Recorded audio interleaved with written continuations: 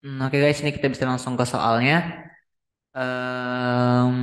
Jadi soal nomor satu, menurut kesetimbangan neraca energi permukaan bumi, ada wilayah di permukaan bumi yang selalu mengalami surplus energi dan sebaliknya ada yang selalu defisit. Mulai dari lintang berapa ke arah kutub yang selalu defisit energi. Jadi kalau teman-teman pernah lihat itu ada namanya peta persebaran energi ya, peta distribusi energi. Karena sejatinya energi yang datang ke bumi itu dia nggak merata. Pada dasarnya energi tentang bumi itu nggak merata. Dia itu terpusat di ekuator karena ekuator itu paling banyak menerima sinar matahari dan juga semakin ke kutub itu maka akan semakin sedikit gitu. Tapi karena ada beberapa agen-agen yang mendistribusikan energi-energi supaya merata ke seluruh bumi, makanya energi di bumi itu panas di bumi itu bisa tersebar secara merata. Agen-agen itu kayak mungkin massa udara, tapi yang paling kuat itu yang menjadi faktor utama atau agen agen nomor wahidnya itu adalah lautan, lewat samudra, lewat arus samudra gitu guys. Nah, ini soalnya kan kita ditanya tentang lintang berapa ke arah berapa eh, ke arah kutub yang selalu defisit energi. Jadi teman-teman kalau pernah ngeliat ya, mungkin ini ya, energi distribution.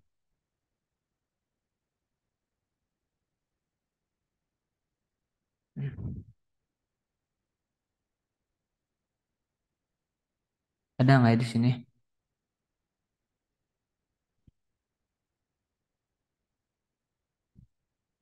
Bentar guys.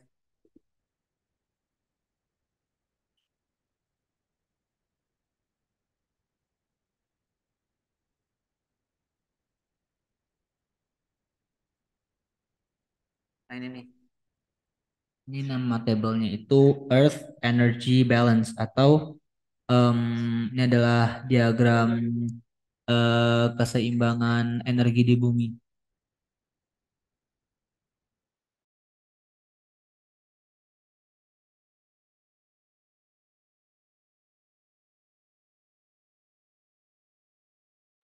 Oke, jadi kalau kalian teman-teman lihat di sini di tabel ini itu tuh ada tulisan defisit. Waduh, bawa ke webnya. Ada tulisan defisit sama ada tulisan surplus. Surplus ini adalah daerah yang banyak menerima energi. Ini kalau kalian teman-teman lihat puncaknya itu ada di lintang 0 derajat di ekuator, sedangkan semakin ke kutub dia bakal semakin dikit. Tadi kan ditanya itu kan batas defisit energi yang dia itu dari lintang berapa ke kutub yang bakal itu. Di sini kalau kita lihat itu dari lintang 30 ya guys batasnya. Jadi lintang 30 ini dari lintang 30 mungkin ya 30 bawah itu energinya bakal apa ya bakal menurun gitu. Berarti ini jawabannya adalah yang ini, yang B. Soal nomor satu ada pertanyaan nggak? Atau clear semua?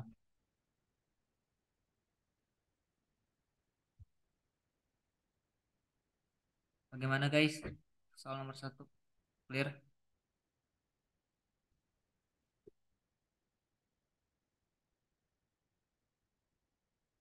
Halo?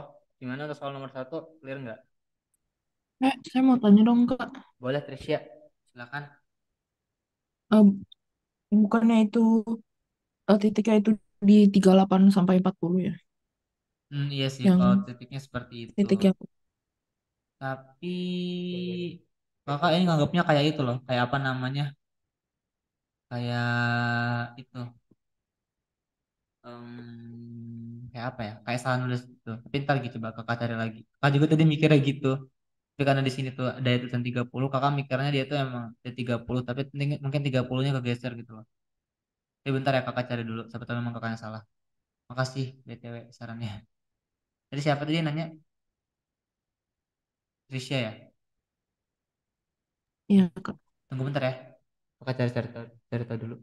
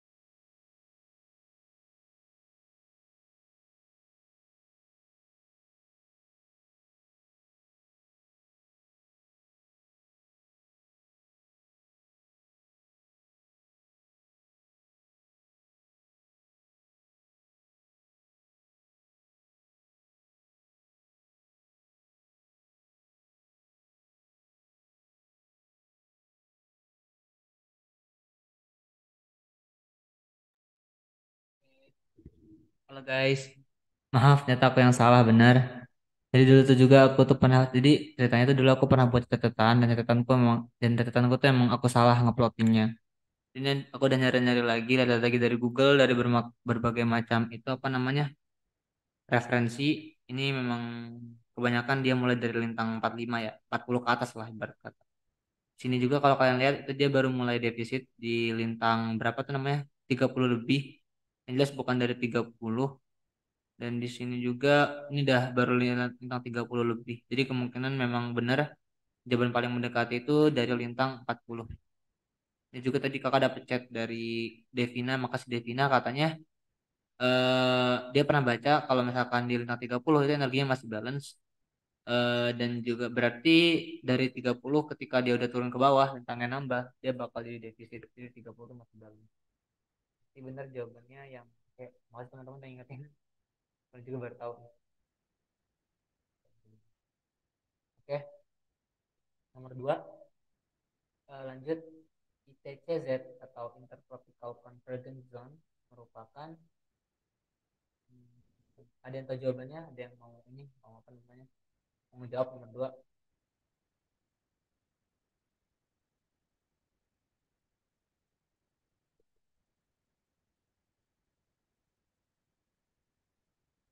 Gimana guys, ada yang mau jawab nomor 2?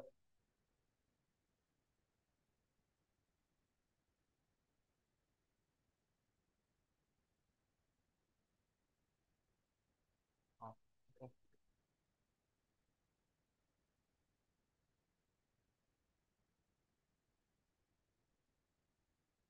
Devina gimana, Devina mau ngejawab?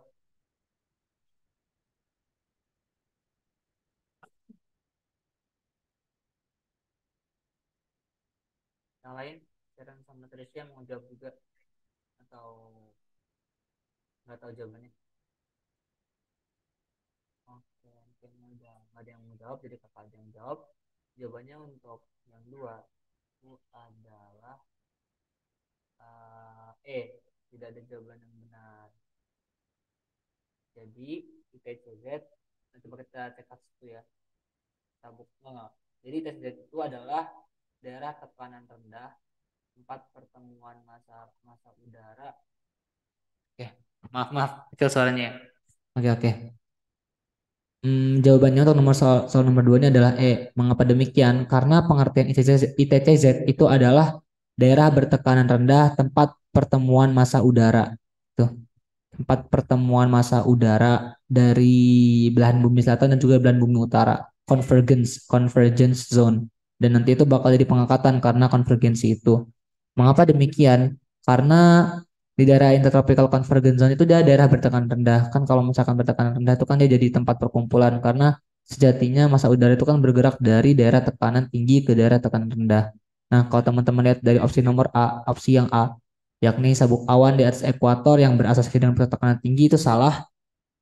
Yang benar itu jawabannya, yang benar itu dengan pusat tekanan rendah. Tapi di sini ada statement sabuk awan di atas ekuator itu benar karena ketika ada konvergensi itu kan maka ada kenaikan pasar udara yang nantinya itu pasarnya itu kan bakal kondensasi dan membentuk awan-awan vertikal atau mungkin rangkaian badai-badai itulah badai-badai tropis. Terus itu yang B, sabuk awan di daerah tropis yang selalu bergerak mengikuti pergerakan matahari.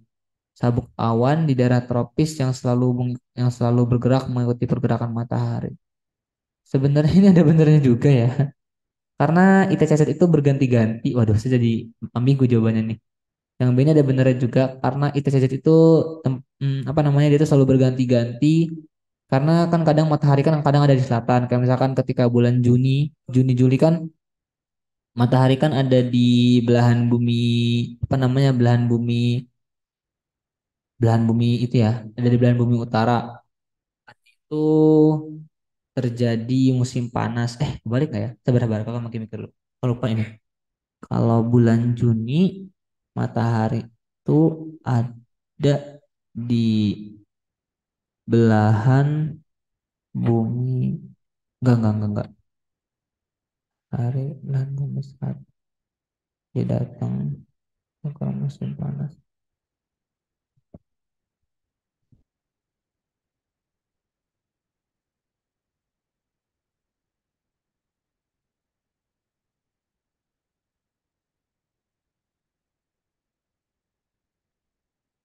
Oh iya ya, maaf maaf. Kan kalau misalkan apa namanya, bulan Juni itu kan matahari bakal berada di belahan bumi selatan.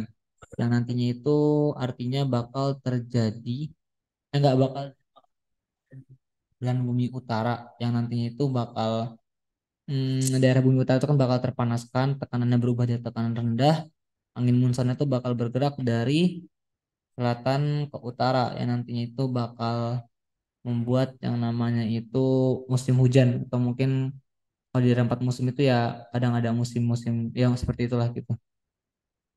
Nah, karena pergerakan matahari itu, gerak tahunan matahari itu itu setahu kakak itu dia lokasinya itu dia berubah-ubah, jadi dia bergeser-geser gitu tiap tiap apa namanya, tiap bulan, tiap minggu gitu mengikuti pergerakan matahari. Ini kakak ada ambigu juga. Kalian ada yang punya pendapat nggak untuk soal nomor dua?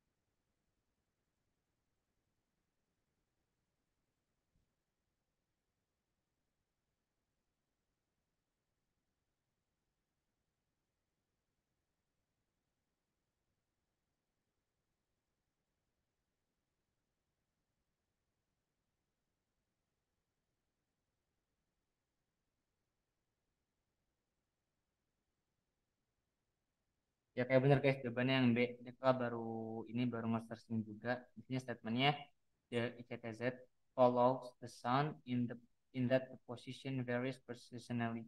It moves north in the northern hemisphere summer and south in the northern hemisphere winter. Jadi ini artinya ICTZ mengikuti the sun in that the position varies seasonally, dan juga bahwa posisinya itu bervariasi musim ke musim. It moves north, dia bergerak ke utara in the northern hemisphere summer. Ketika musim panas bumi belahan utara, dan juga pindah ke selatan ketika musim panas belahan bumi ini. Ketika musim panas belahan bumi apa namanya, utara. Enggak. Ketika musim dingin belahan bumi utara maksudnya. Oke, jadi jawabannya itu yang benar, yang B ya guys. Maaf, kakak juga tadi apa, anggar alat kalau misalkan jawabannya itu yang E. Nah, soal nomor dua ada pertanyaan nggak? Atau clear?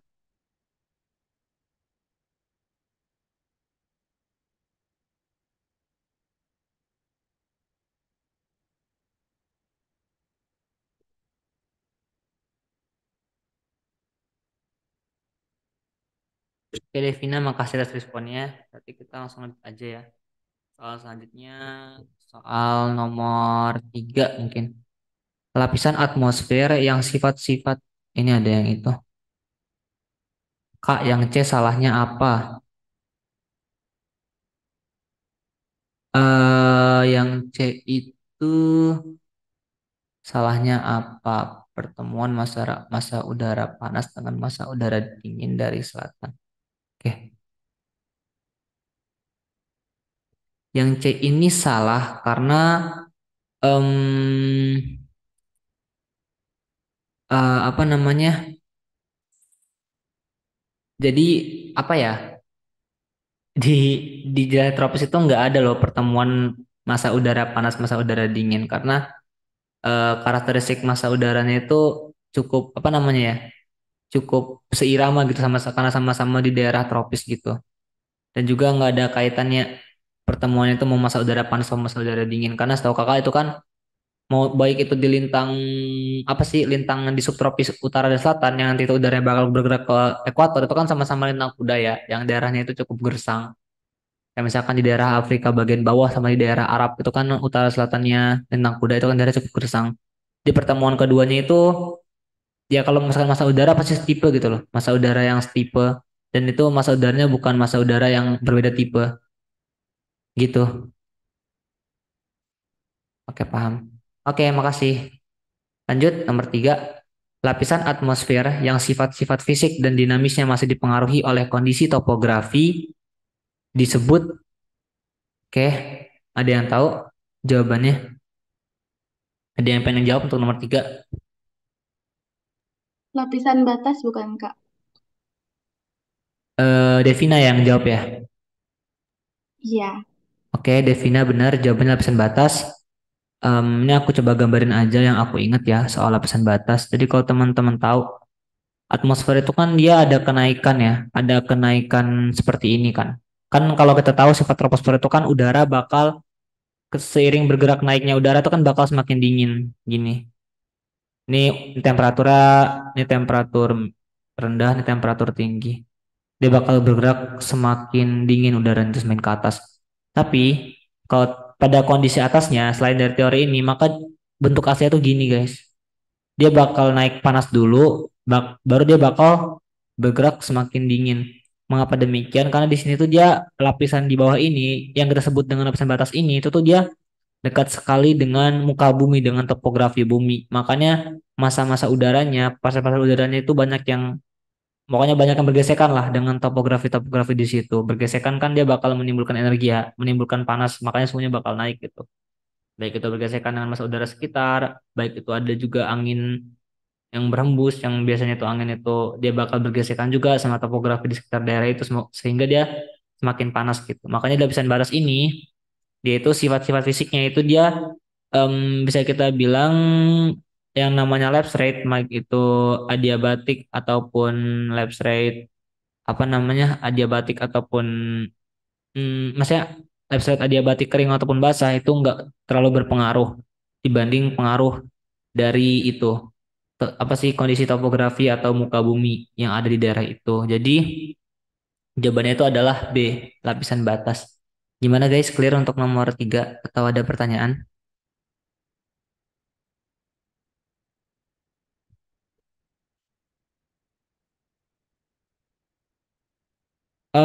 Bisa jelasin definisi lapisan lain selain lapisan batas?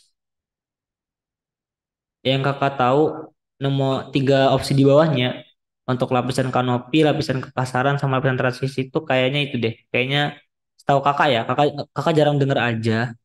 Bisa jadi kakak memang nggak tahu. Tapi 3 di bawah ini bisa kakak anggap sebagai kecohan aja. Maksudnya ini cuman sesuatu yang dibuat-buat, tapi bisa jadi juga ada karena mungkin ketidaktahuan kakak. Jadi kalau kalian tahu, mohon di apa dijelaskan juga biar kita sama belajar. Mungkin di sini kakak cuma bisa ngejelasin soal yang lapisan residu aja. Tapi ini kakak pengen itu dulu, kakak pengen cek catatan dulu karena kakak ada agak lupa. Bentar ya guys.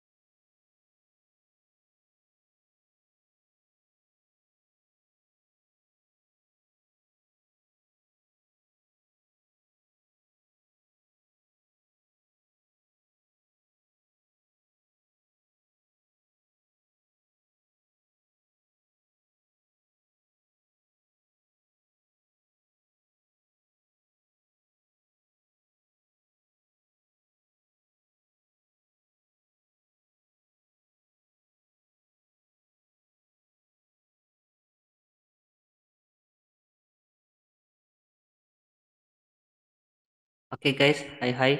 Ini kakak baru nyari. Ini kakak dapat pengertiannya dari ini ya, dari apa namanya? Dari meteorologi glosarium kamus tentang apa residual layer. Jadi residual layer itu artinya adalah sebenarnya ini kakak ada video juga. Nih, artinya adalah ini. The middle portion of the nocturnal atmospheric boundary layer, characterized by weak sporadic turbulence and initially uniformly mixed potential temperature and pollutants remaining from the mixed layer of the previous day.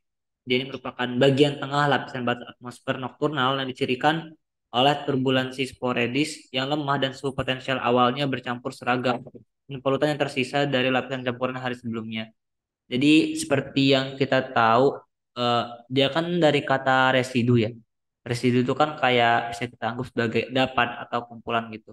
Pada pengertiannya kakak sebenarnya agak kurang bisa juga menjelaskan term ini ya. Tapi yang kakak tahu dia itu merupakan apa namanya? Pokoknya lapisan yang dia itu kayak menyimpan apa ya? Campuran-campuran gitu, campuran-campuran mungkin kayak senyawa-senyawa lain di atmosfer itu gitu. Kakak juga nggak bisa ngejelasin lebih jauh karena kakak ini termasuk apa ya? Jadi antara empat bidang ini yang kakak paling lemah itu adalah meteorologi. Jadi kakak paling nggak bisa ngejelasin banyak kalau soal meteorologi. Em, tapi by the way ini kakak ada video tentang ini. Oh ya ini kakak ada ini ya. Ada apa namanya layernya. Ini kalau mau lihat ini ada mix layer. Mix layer itu yang dia lapisan bawah atmosfer yang dia itu tercampur-campur semuanya. Semua apa semua isi atmosfer jadi dia tuh seragam gitu. Seragam. Ini residual layer. Di sini kan ada kata dia itu merupakan atmosfer nokturnal, berarti dia itu cuma ada di malam hari aja soal residual layer ini. Terus ini capping inversion adalah batas inversi. Ini cloud layer ini batas adanya atmosfer, apa batas adanya awan. Jadi awan yang mulai terbentuk di sini. Jadi dia itu antara ini, antara apa namanya, antara awan sama ini sama bawah. Dia masih di bawah awan karena ketinggiannya masih rendah ini. Kalau teman-teman lihat dia masih berada di angka sekitar 2000 meter yang artinya itu masih masuk range untuk awan rendah ya. Oke, ini juga Kak ada videonya, mungkin bisa lihat bentar. Oke, tapi ini kayaknya udah mau habis zoomnya. Jadi teman-teman mohon kita kayaknya keluar dulu ntar masuk lagi. Karena Zoom kakak bukan premium jadi siap 40 menit itu habis. Oke, makasih guys. Tolong keluar dulu ya, termasuk lagi.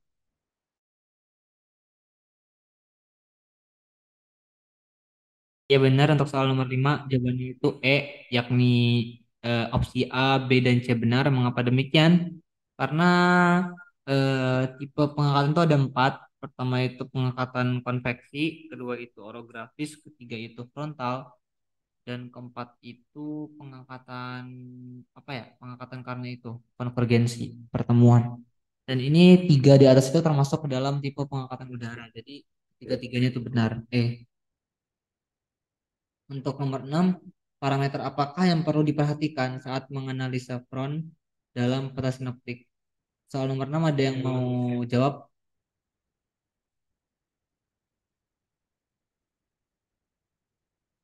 Oke. Yang lain?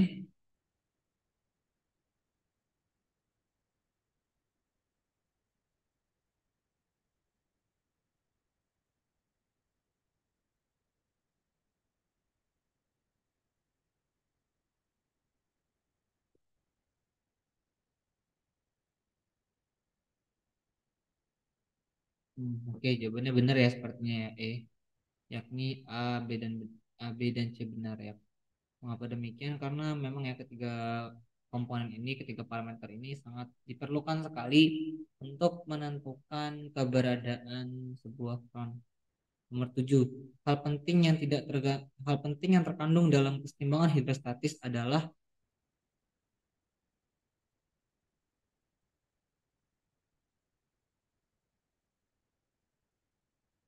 oke, untuk nomor 7 ada yang tahu jawabannya, ada yang mau jawab?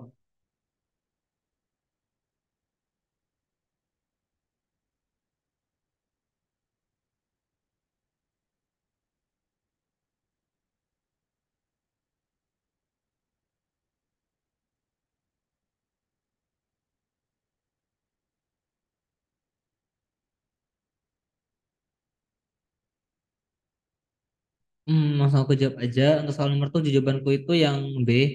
Mengapa demikian? Karena ketimbangan hidrostatis itu adalah ketimbangan yang terjadi antara apa namanya gaya satu parsel yang dia itu ke atas mungkin karena gaya sentrifugal terhadap gaya gravitasi bumi yang narik ke bawah. Jadi karena kesetimbangan hidrostatis ini, parcel-parcel udara yang ada di bumi itu dia nggak terbang atas langit gitu. Maksudnya eh gimana ya?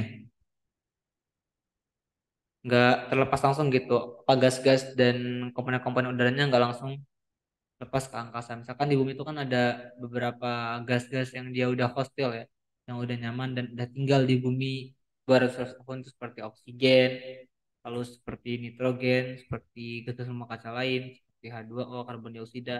Gas-gas seperti itu tuh dia nggak langsung harusnya kan dia karena gaya parsial kan dia pergi meninggalkan bumi itu karena dia punya kecenderungan untuk ke atas karena dia seperti udara kering terhadap atmosfer. Dan harusnya juga kalau misalkan nggak ada hidrostatis ini, itu tuh nggak ada atmosfer gitu. Oke, karena semua itunya langsung ke atas gitu. Berarti jawabannya itu menurut kakak yang benar itu adalah B, mencegah molekul udara meninggalkan atmosfer bumi. Kenapa bukan A? Bukan A juga kan itu kan gerakan naik turun. Di sini kakak membacanya itu agak janggal aja. Katanya itu menghentikan gerakan naik dan turun pasang udara sedemikian rupa sehingga gerakan vertikal kok tidak terjadi.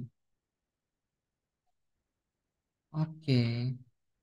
Benar sih poin keduanya, sehingga gerak vertikal yang kuat tidak terjadi. Tapi kalau dia bahasanya menghentikan gerak naik, naik dan turun itu salah karena dia hanya menghentikan gerak naik aja.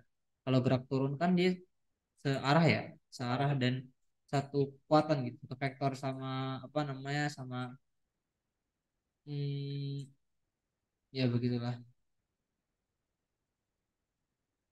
Oke. Untuk nomor 7 ada pertanyaan? Enggak. Saya salah baca. Saya kira ini pengertiannya tentang gaya gravitasi, ternyata tentang kesetimbangan hidrostatis. Berarti jawabannya itu yang benar adalah D. Maaf guys, ini udah sore-sore udah ngantuk nih. Jawabannya itu yang D. Pernyataan A juga benar. Mengapa demikian? Karena saya tarik kata-kata saya tadi. Karena parcel itu kan gerakannya kan dia bisa naik karena adanya gerak parcel itu yang disosialisasi lebih rendah karena dia udara kering atau mungkin masa udara apa disosialisasi lebih rendah. Ada juga dia tuh gerakan ke bawah karena gravitasi. Nah, kesetimbangan hidrostatis itu dia menghentikan gerakan naik turun ini supaya partikel ini stabil dan dia juga kalau misalkan nggak ada dia juga menghentikan gerak vertikal yang terlalu kuat gitu yang bisa menyebabkan partikel ini terlepas keluar bumi.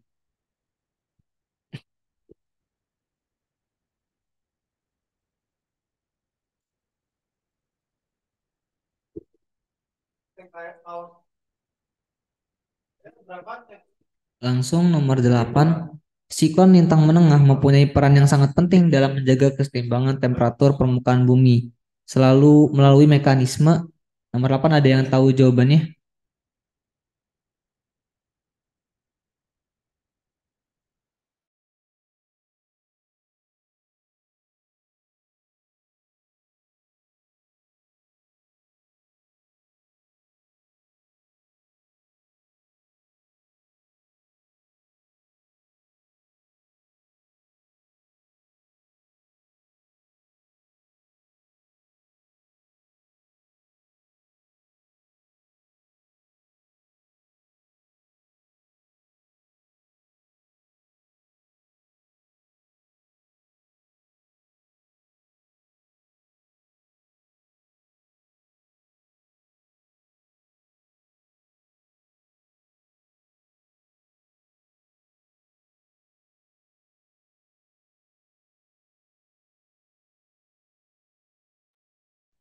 Nomor 8 tuh benar kata Devina tadi, jawaban yang paling benar itu untuk nomor 8 ini adalah opsi B. Mengapa demikian? Karena apa namanya? Pada lintang siklon lintang menengah itu kan dia terjadi karena gaya frontal ya. Nah, gaya frontal itu kan dia eh, gaya frontal itu kan maksudnya ada oklusi pertemuan udara dari kutub dan juga ekuator. Nah, jadi karena adanya oklusi itu, makanya dia tuh kayak gimana ya? Kayak terdistribusikan gitu udaranya dari yang lintang tinggi ke lintang rendah, dari lintang rendah ke lintang yang tinggi gitu. Nah, oke. Kira-kira gitu sih. Kalau A itu em, dia mungkin bisa dibilang benar juga, tapi kurang terlalu tepat karena dia cuma sepihak gitu. Sedangkan B ini kan dia dua pihak, jadi lebih tepat gitu, lebih presisi untuk opsinya. Oke, mungkin demikian. Ada pertanyaan untuk nomor 8?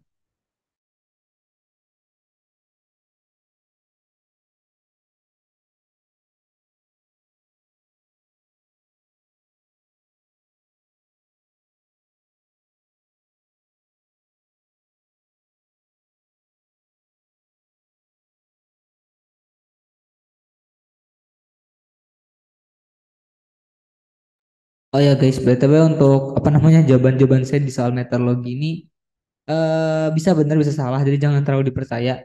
Kalau misalkan teman-teman nemu jawaban dengan alasan yang lebih kuat, langsung pakai aja, nggak usah pakai jawaban saya karena saya agak lemah di meteorologi.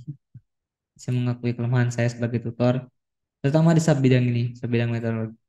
Tapi dikit-dikit kalau masalah OSP sih dikit-dikit bisa sih, maksudnya nggak banyak banget gitu blendernya dibandingkan soal-soal OSN ataupun ISO. Boleh kita langsung lanjut ke nomor 9. Apabila terdapat pusat tekanan rendah L dan tekanan tinggi H di belahan bumi utara yang membentuk pola sinusoidal, apakah istilah untuk masing-masing pusat tekanan tersebut dan bagaimana arah gerak udaranya? Ini kita ke materi gerak siklonal lagi. Em, mungkin kita mungkin biar lebih jelas aku coba gambar dulu aja ya. Untuk di belahan bumi apa namanya? Untuk di belahan bumi utara itu kan kita anggap ini kan dia pusat tekanan kan ini kan pusat tekanan rendah ya. Ini untuk pusat tekanan rendah belahan bumi utara L. Berarti kan sekelilingnya pusat tekanan tinggi H H H H. Nah, kemudian udara kan dia bergerak dari tekanan tinggi ke tekanan rendah. Berarti dia bakal bergerak ke tengah gini, menyentral. Oke. Nah, karena gerak gaya Coriolis itu ada namanya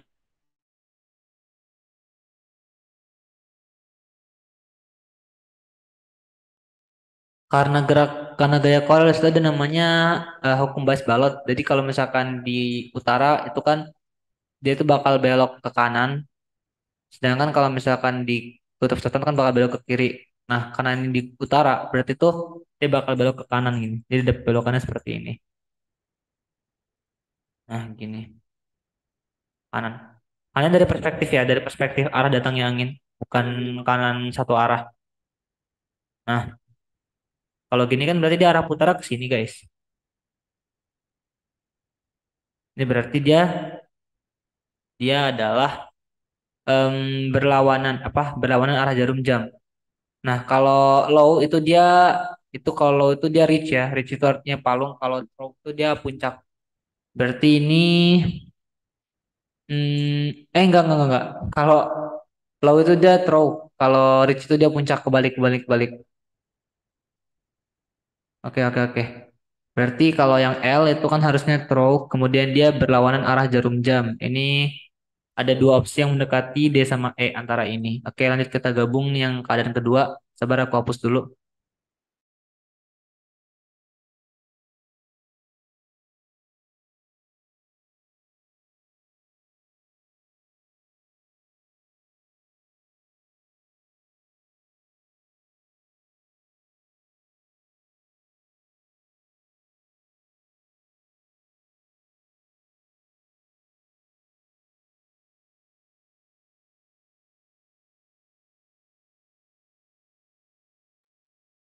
Oke guys, lanjut. Tapi kan kalau ini kan dia apa namanya? Kita gabung yang gambaran antisiklon. Yang AT itu kan pusat tekanan tinggi. Jadi dia itu hukum bekerja itu sebaliknya gitu. Kan gini ya, yang pusat tekanan tinggi. Nah, oke sabar aku ubah dulu warnanya. Yang kita tahu kan kalau pusat tekanan tinggi itu kan dia pokoknya kalau udara itu kan geraknya dari apa namanya? Dari tekanan tinggi ke tekanan rendah. Jadi dia bakal gini. Arah gradien tekanannya HKL. Dia berbalik dia. Kalau tadi dia bergerak saling mengumpul, kalau ini saling menjauhi. Kemudian karena pengaruh gaya Coriolis, maka dia itu bakal belok. Karena di utara beloknya bakal ke kanan, tapi dari perspektif arah datangnya angin itu seperti ini. Ini guys.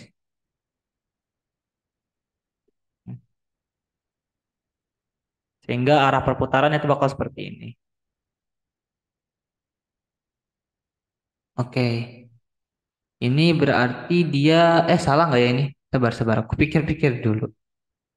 Enggak. Maaf. Salah aku. My bad. Harusnya itu dia itu ke kanan guys, bukan ke kiri. BBU kan ke kanan, kalau BBS ke kiri. Jadi seperti ini.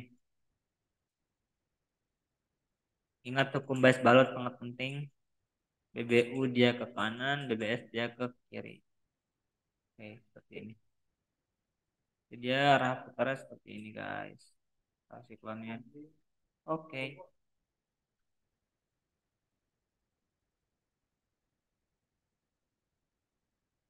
Berarti dia itu searah jarum jam dan juga reach. Berarti jawabannya yang benar itu adalah L. Soal nomor 9 jawabannya itu adalah L. Jawabannya adalah D, maaf. Oke. Lanjut mungkin untuk soal nomor 10. Pada model bumi yang tidak berotasi akan terbentuk sistem sirkulasi udara. Yakni ini kalau teman-teman pernah lihat ya, ini aku coba cari di buku itu deh. Buku Meteorologi Today biar lebih jelas. Kita sekalian baca-baca juga. Ntar aku cari dulu PPT-nya.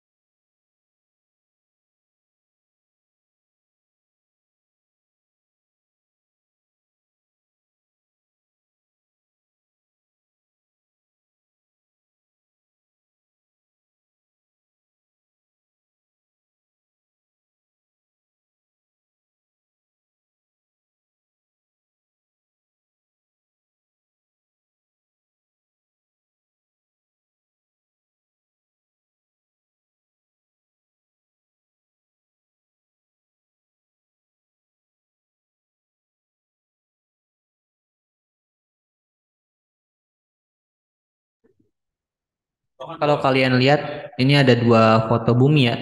Ini yang pertama ini bumi keadaan normal. Ini adalah bumi ketika dia itu enggak, ini ada dua nih.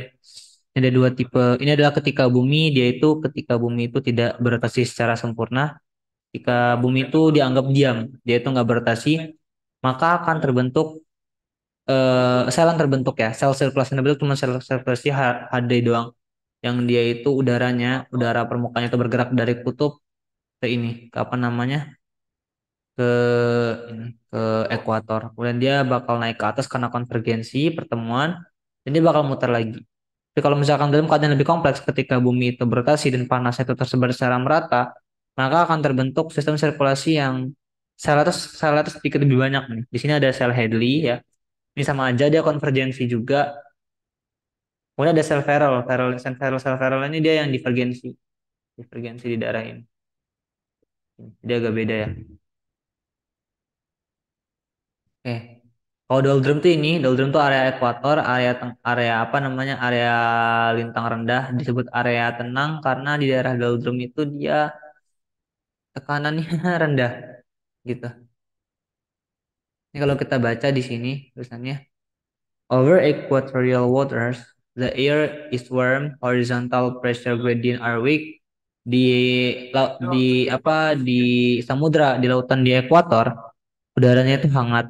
Horizontal pressure gradient are weak. Gradient tekanan horizontal itu lemah, and winds are light, dan juga angin-anginnya itu pelan gitu.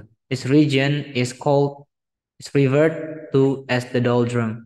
Daerah ini kita kenal dengan sebutan doldrum yang artinya tenang. Tuh.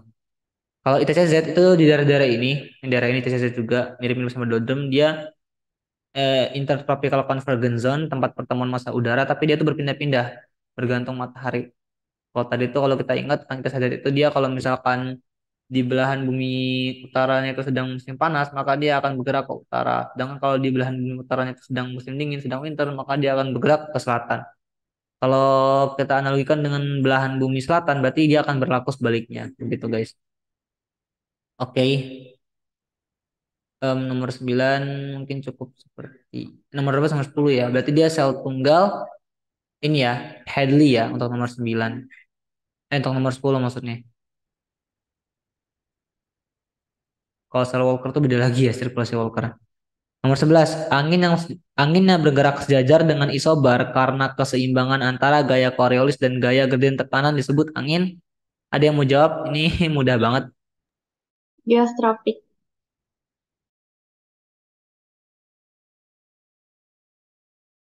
Benar jawabannya, ini jawabannya adalah angin geostropik. Angin geostropik yaitu pertemuan antara antara kesetimbangan antara gaya gradien tekanan dan gaya Coriolis, kita sebut sebagai angin geostropik. Nah, di sini juga angin geostropik ini dia ada persamaannya ya. Ada persamaan geostropik. Ini kalau teman-teman belum pernah dengar, ini sebenarnya rumusnya gampang sih, cuman ini doang.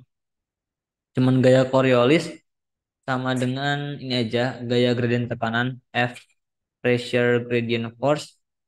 Kalau kita tulis tuh gini, kan gaya Coriolis kan gini ya itunya, 2 omega V sin theta, sin lintang, maksud lintang, V sin lintang. Kalau gaya gradien tekanan itu dia 1 per rho dikali perbedaan tekanan dP per dx. Perbedaan ini apa, perbedaan lokasi gitu. Ini rumusnya. Ini FC d, omega 2 omega V sin theta sama dengan rumus gaya gradien tekanan biasa, yakni 1 per rho kali delta P per delta X. Untuk soalnya kemungkinan ini kebetulan lagi nggak ada soal jenis seperti ini, jadi kita lewatin dulu aja nggak apa-apa, fine-fine aja sih. Lanjut ke soal nomor 12. Oke. Di sebelah barat dari pegunungan Bukit Barisan di Sumatera, apabila saat di Jawa mengalami musim kemarau, curah hujannya tetap lebih. Ada yang punya jawaban untuk soal nomor 12?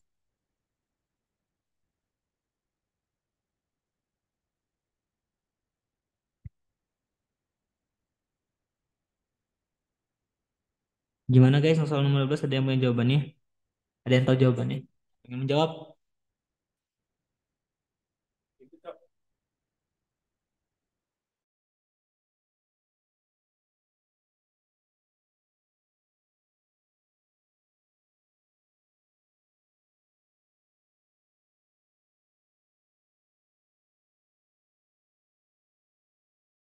Oke, untuk jawabannya itu yang benar, jawabannya itu adalah A, banyak orografi. Banyak dan itu kan orografi. Mengapa demikian? Karena daerah barat itu kan dia daerah luar ya, yang dia itu dekat lautan.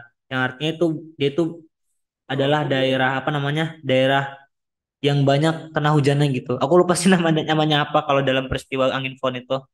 Ini ya, kalau kalian tahu peristiwa angin fon itu kan ada seperti ini ya. Ini ada gunung, itu ada angin yang naik, kemudian dia ada yang turun. Nah, pengaruhnya tuh di sini bakal banyak hujan, dia bakal lebih subur. Dan di sini tuh dia hujannya udah habis, di udara kering. Yang dia itu bakal lebih apa namanya? Bakal lebih panas di sini tuh. Jadi dia lebih gersang aja gitu karakteristiknya. Untuk lebih paham, kita coba itu ya, mampir ke Google Earth sebentar supaya kan lebih terbayang gitu.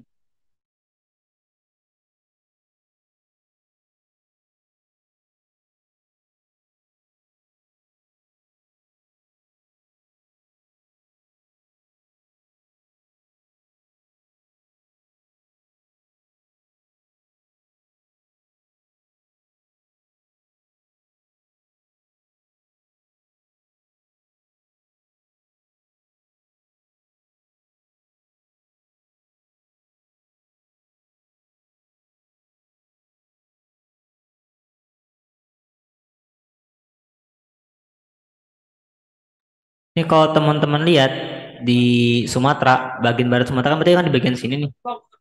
Di bagian bawah sini ya guys. Kalau kalian lihat, udah kelihatan kan ya screen apa belum?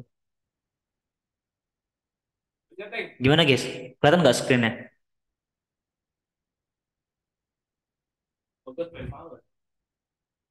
Nih, kan di bagian sini kan dia bagian baratnya ya. Bagian baratnya. Ya itu kan ada gunung nih. Pasti kan yang pegunungan bukit barisan ya. Ini daerah gunung. Ini bagian baratnya. Nah dia itu kan dia dekat laut. Berarti itu ada angin laut yang datang. Dia itu bakal naik karena pengangkatan orografi dan turun. Yang bakal ngebuat daerah di belakang gunung ini bakal lebih gersang gitu. Sedikit lebih gersang dan udaranya lebih panas. Karena pengaruh pengangkatan orografi ini. Mungkin seperti itu guys. Untuk penggambarannya biar kalian lebih tergambar. Sedikit lebih tergambar. Sekarang kita lanjut ke soal nomor 12. 12 udah ya. Sekarang lanjut ke soal nomor 13. Oke, ini aku coba close dulu soal ini. Starting from Java Island to the Lesser Sunda Island, the average rainfall will be because the influence of dry air mass from Australia. Ada yang tahu jawabannya?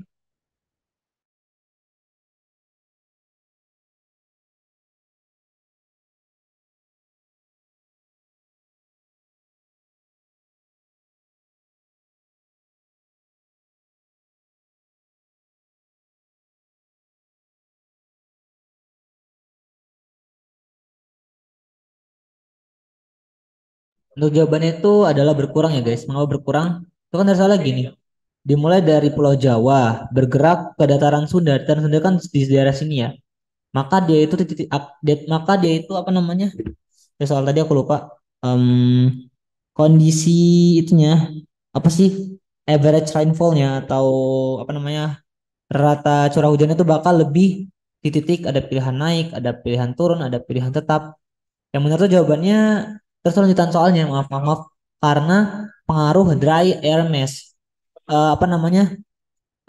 Masa udara kering dari dataran Australia gitu. Jawaban itu yang benar bakal ini ya, bakal semakin turun, bakal decrease.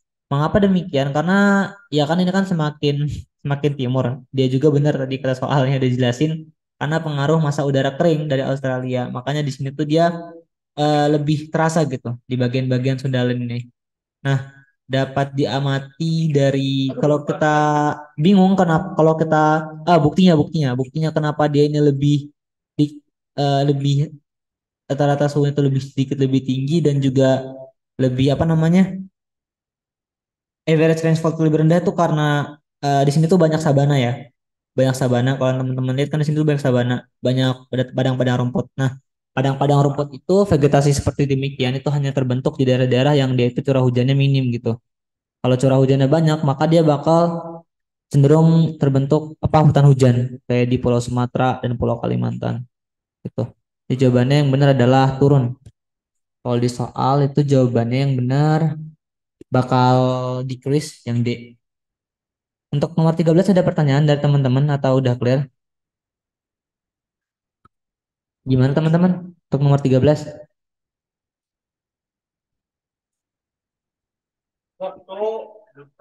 Oke, clear. Makasih Devina. Lanjut ke nomor 14. Setiap gas rumah kaca mempunyai dampak yang berbeda terhadap panjang gelombang radiasi ya sampai padanya. Uap air akan lebih banyak menyerap. Oke, ada yang tahu?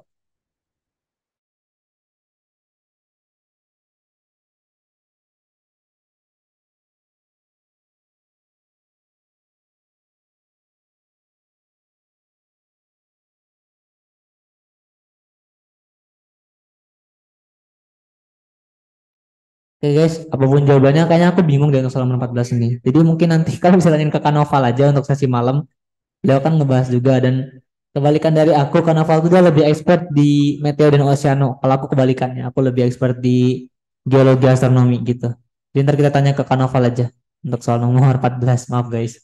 Kita skip dulu ke soal nomor 15 mungkin. Aku takut salah.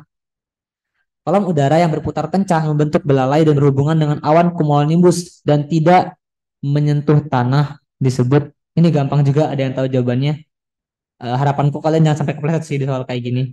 Soalnya ini agak apa ya, agak mengecoh gitu soalnya. Ada yang tahu jawabannya? Ada yang mau menjawab?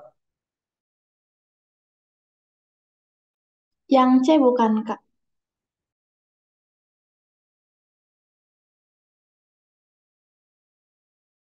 Oke guys, jawabannya benar yang C, funnel cloud. Jadi kalau misalkan tornado, dia masih berupa vortex, perputaran udara di awan cumulonimbus dan dia belum mengeluarkan belalai yang belum menyentuh tanah, kontak dengan tanah, maka namanya itu masih funnel cloud atau apa ya, awan corong gitu.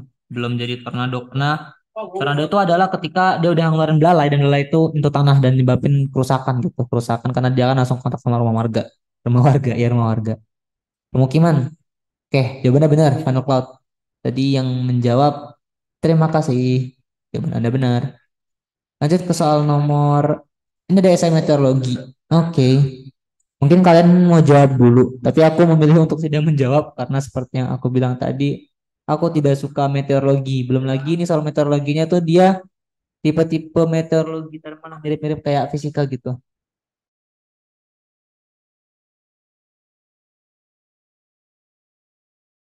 Jadi ini kita tanya sama Kak Noval aja untuk esai meteorologinya. Makasih guys.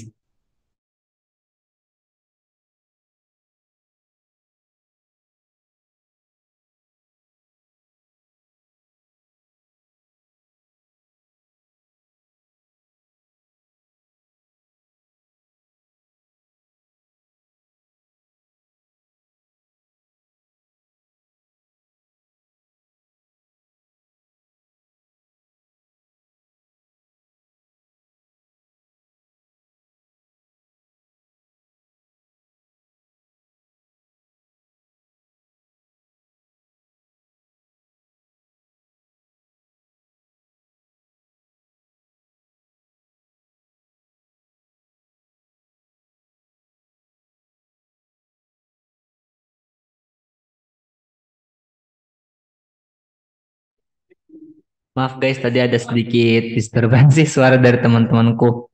Sekarang kita lanjut menjelaskan. Tadi kita sampai, kayak karena tadi aku ngomongnya aku paling jago di geologi, kayaknya ini kita bakal langsung skip aja ke geologi ya, biar tidak banyak terjadi kesesatan. Kesesatan semakin berkurang seperti itu guys. Kita bahas dari geologi dulu, biar aku lebih enak buat bahasnya. Oke, kita mulai dari soal yang paling atas. Soal nomor satu bidang geologi. Oh ini by the way di sini ada ini ya. Ada apa namanya? Ada infografik chartnya buat kalian baca. Ini teks pengantarnya maksudnya.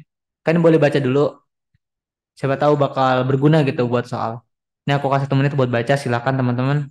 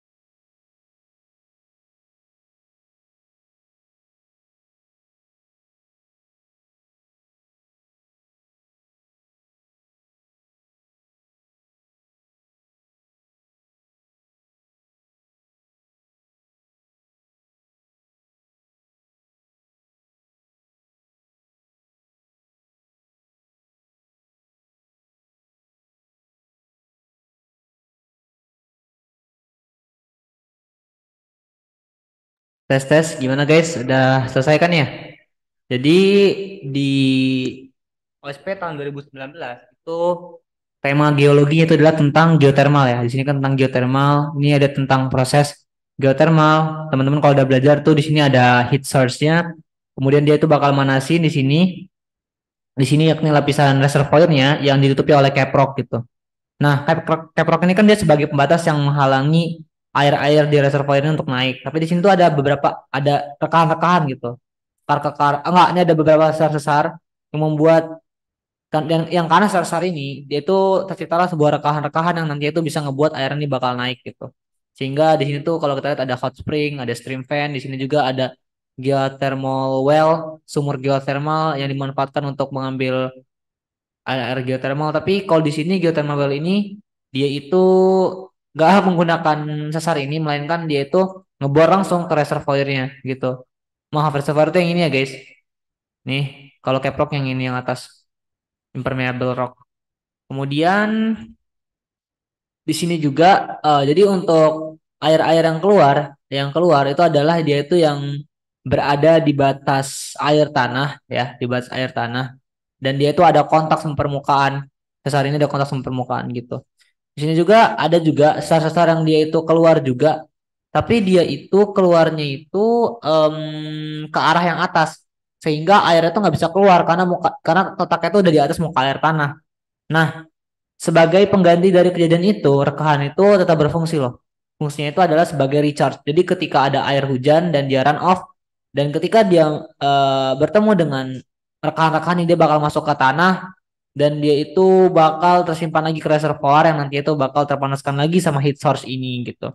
Sehingga ntar di sini tuh ada siklus gitu dan ngebuat air yang ada di reservoir itu dia tetap terjaga dan nggak akan habis gitu karena dia terrecharge terus. Dia diambil tapi dia juga akan terrecharge gitu. Gitu guys kalau untuk sistem geothermal secara singkat. Untuk nomor 26, lokasi potensi panas bumi yang ada di Indonesia mengikuti pola sabuk cincin api Ring of Fire. Pernyataan-pernyataan berikut berkaitan dengan daerah sabuk cincin api kecuali yang A. Ring of Fire merupakan sebutan kawasan yang dipengaruhi gunung berapi dan aktivitas seismik seperti gempa bumi. Ini A benar ya. Yang B. Ring of Fire mengelilingi Samudra Atlantik. Ada yang ingin menjawab B ini salah apa benar? Apa benar benar atau salah gitu? Statement B. Salah. Yang benar gimana? Harusnya ngelilingi Samudra Pasifik bukan? Iya benar, harusnya ngelilingi Samudra Pasifik. Samudra Pasifik itu kita mungkin nggak perlu buka Google Earth, nggak perlu buka Google Earth ya. Tapi ini ya Google Earth juga udah aku close. Kalau teman-teman ingat Samudra Pasifik itu dia ada di antara Samudra Asia sama ada di antara benua Asia sama benua Amerika. Sedangkan kalau Samudra Atlantik itu ada di antara benua Afrika sama benua Amerika. Jadi yang benar adalah Samudra Pasifik. Jadi kita bisa langsung dapat kalau bisa langsung kita simpulkan kalau pernyataan B itu udah salah. Nah, kita cek lagi pernyataan C. Terdiri dari pertemuan berbagai lempeng tektonik yang terus aktif bergerak. Ini benar juga, dia lempengnya aktif dan saling bergerak, makanya ada banyak gempa bumi di daerah Ring of Fire ini. Sebanyak 81% gempa bumi besar yang pernah terjadi berasal di daerah kawasan ini. Ini mungkin benar juga. Yang E, selain pusat aktivitas gempa, tempat ini juga rumah bagi 75% gunung berapi di dunia juga benar.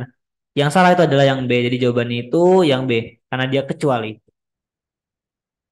Nomor 27, pada proses partial melting di daerah subduksi, batuan yang telah mencapai panasan cukup akan mengalami pelelehan.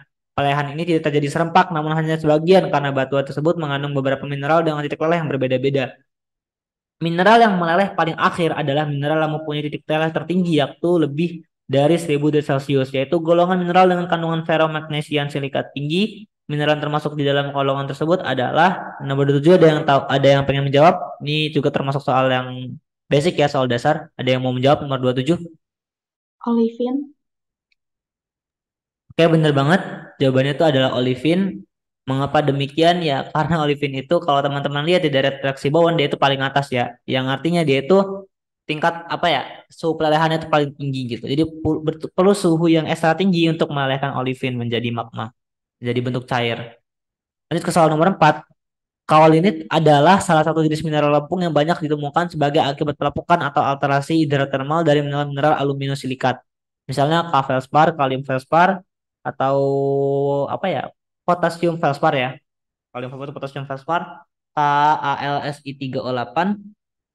Proses hidrolisis yang yaitu proses penggantian ion pada mineral H+ atau OH- adalah proses yang umum terjadi pada fenomena di atas. Jika diketahui reaksi kimia perubahan K-felspar menjadi kaolinit adalah sebagai berikut, bla bla bla bla, apa rumus kimia koordinat ini kimia banget ya guys cara ngerjainnya, dan aku belum pernah nyari untuk soal ini, jadi kalau aku nggak paham ini gimana karena aku nggak terus kimia. Jadi teman-teman kalau pengen mencari untuk jawaban ini mungkin teman-teman bisa tanya ya, bisa tanya sama anak-anak olim kimia yang ada di sekolah teman-teman, atau tanya sama guru kimia. Oke, ini mungkin langsung aku cari aja di Google. Oke, tadi apa koordinat ya, koordinat formula. Chemical formula. Kalau di sini kaolin, ini ada kaolin tapi ada kaolinit. Kalau kaolinit di sini itu adalah ini kaolinit Al2 Si2O5 OH4. Al2 Si2O5. Oke oke oke. Al2 Si2O5. Ini enggak ada jawabannya kayak. Si2O5 O4 OH4. Ini OH8 adanya. Tapi mungkin itu digedein ya guys, karena itu kan ini kan jawabannya kan gini ya. Aduh, salah. Kita belum ganti.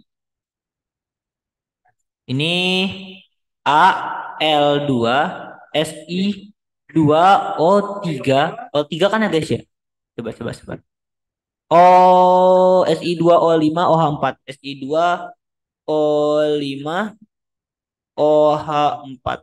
Nah, kalau mungkin nggak ada, ini mungkin kita bisa kaliin jadi dua aja semuanya. Dan mungkin bakal ketemu jawabannya. Kita apa ya? Kita kali lipatkan lah. Al4 Si4O10 dalam kurung OH ini. OH berapa namanya? OH8. Jawabannya itu yang benar adalah Si4O10 ya. Al2 S Al4 Si4O10 OH8. Nih, jawabannya yang benar tuh adalah D. Nah, aku ingat aku pernah jawab ini dulu, aku pernah ngajarin soalnya, tapi aku jawabnya nggak pakai Google, yakni aku jawab sendiri. Jadi ini aku kasih clue aja teman-teman untuk mengeksplorasi sendiri di rumah. Ini tuh cara menjawabnya adalah, kalau teman-teman bingung ya, ada cara mudahnya untuk menentukan rumus ini. Jadi sini kan ini kan reaksi ya, persamaan, bisa dibilang juga persamaan dari ini menjadi ini. Nah, pasti jumlah masing-masing unsur itu pasti tetap akan sama. Misalkan kalau teman-teman masukin ini kan K-felspar kan KAlSi3O8. Ini teman-teman kali 4 dulu karena dia 4 K-felspar, terus tambah 4H+ tambah 2H2, tambah H2O2-nya. Ntar itu dikali juga dari penyetaraannya ke teman kali supaya teman-teman dapat jumlah unsur pastinya, terus teman-teman bandingkan. Misalkan di sini tuh O2-nya, O-nya tuh udah ada 2. Di sini tuh O-nya ada 8, berarti kan O-nya kurang 6. Cari O di sini tuh yang ada 6 di mana? Misalkan di sini O-nya ini O4, di sini tuh O2 gitu. Tambah jadi O6, berarti yang ini O-nya tuh yang ini yang benar di opsi nomor ini gitu guys. Jadi kalian samain aja jumlah antara atom di unsur-unsur itu. Apa unsur-unsur jumlah-jumlah atom pada suatu unsur gitulah caranya untuk soal nomor 28. Kalau mau dicari. Aku soalnya dulu pernah mencari juga dan ketemu juga opsi yang benar tuh yang B. Soal nomor 29, terdapat 4 elemen penting yang berpengaruh dalam sistem panas bumi, terutama pada sistem panas bumi hidrotermal yang terdapat di sebagian besar Indonesia seperti tersebut di bawah ini, kecuali ini sumber-sumber bawah bumi ya. Ini ada apa? Itulah apa namanya? 4 elemen dalam sistem panas bumi. Ada yang menjawab untuk soal nomor 29?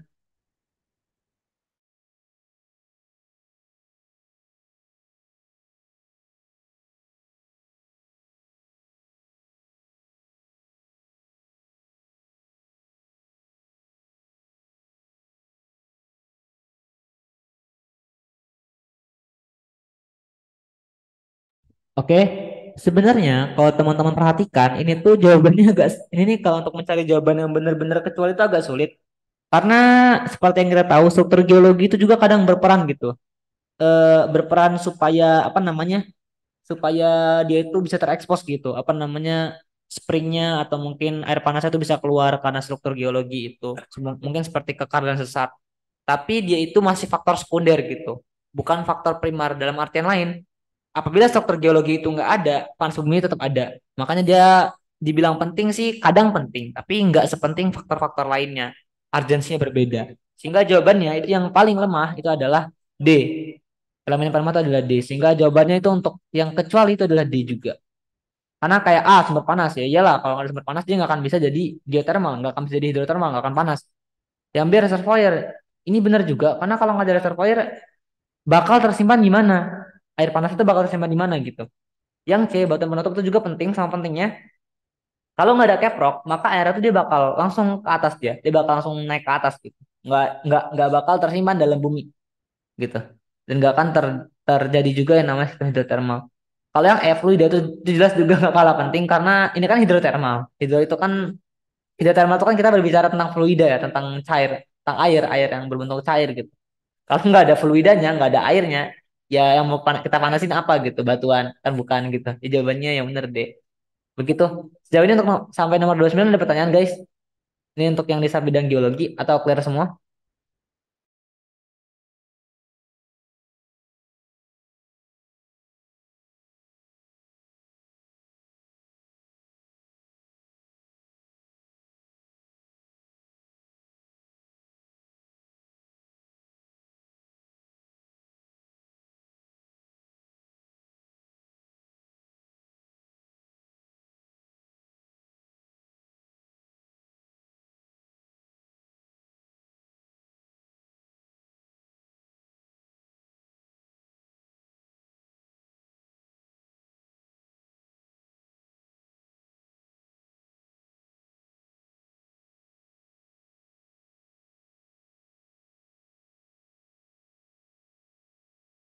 Oke, karena clear semua, kita langsung lanjut aja ngebahas soal nomor 30. Batuan yang paling mungkin berperan sebagai batuan penutup caprock pada sistem panas bumi adalah, ini aku kasih clue dulu. Batuan caprock itu adalah harus batuan yang memiliki impermeabilitas yang tinggi. Dia dalam artian lain kebalikannya yakni permeabilitas yang rendah. Harus batuan yang dia itu susah untuk dilalui air karena dia sebagai penutup gitu. Ada clue guys untuk soal nomor 30? Ada yang punya jawabannya? Boleh langsung chat aja atau on mic, nggak apa-apa.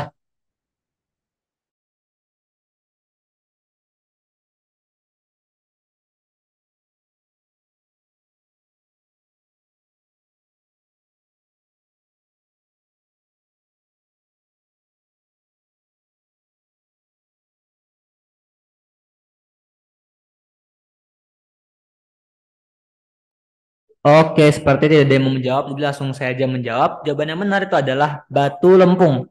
Yang paling kuat adalah batu lempung. Oke, kita contoh dulu batu lempung. Untuk jawaban lain, breksi batu pasir konglomerat batu lamping itu kenapa bukan? Pertama dari breksi. Breksi itu dia sortasnya buruk guys. Kalau kalian tahu, sortasnya itu buruk. Yang artinya juga dia itu kemasnya itu kemas terbuka. Oke. Nah, dia itu berarti kan mudah dilalui air kan karena kemas terbuka gitu. Karena dia itu dalam satu tubuh batuan dia itu ada yang lancip-lancip, gede-gede dan lainnya itu kecil-kecil tuh. Jadi dia tuh persebaran ukuran butir itu nggak merata. Sehingga dia itu nggak cocok untuk dijadikan keprok karena dia itu kemungkinan memiliki porositas dan permeabilitas yang cukup tinggi untuk menjadi batuan reservoir dibanding batuan keprok. Untuk batu pasir juga jelas banget, batu pasir itu dia adalah batuan yang paling ikonik. Sandstone itu adalah batuan yang paling ikonik untuk menjadi,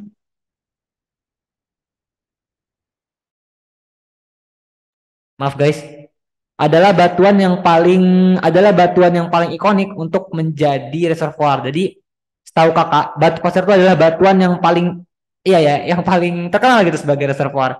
Kalau konglomerat itu dia sama sebagai breksi, jadi kita nggak perlu jelaskan lagi dua kali.